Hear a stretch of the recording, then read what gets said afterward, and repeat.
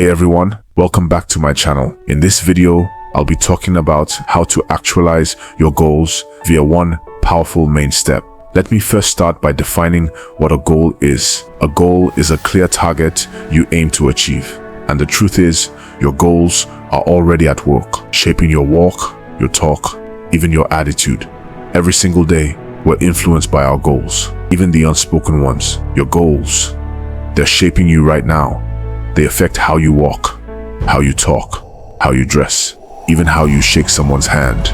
Now, some people have goals, but let's be honest, some of those goals are just plain underwhelming. Take for instance, one asks, "So, what are your goals this month?" The other responds tiredly, "Honestly, if I could just scrape enough to pay these bills." That's a goal, yeah, but it's not exactly inspiring, is it? Just pay the bills. That mindset, it's draining. It sets your sights low and keeps your energy even lower. But here's the thing, if you're tired of surviving instead of thriving, there's one mindset shift that can change everything. Ask. Yeah, just ask.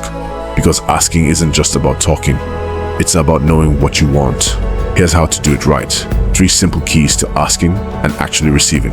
1. Ask with intelligence. Be clear. Want a car? What model? What color? How much? When?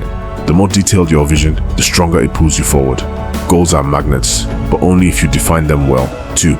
Ask with faith. Ask like a kid would. Kids believe. They don't doubt. You?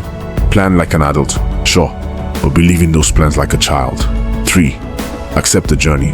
No, you won't always get what you want right away. Life throws curveballs, but keep asking. Keep refining. Keep believing. Closing.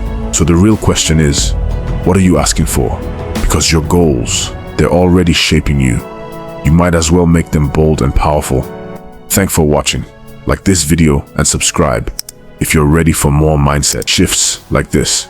Because big changes start with small shifts in thinking.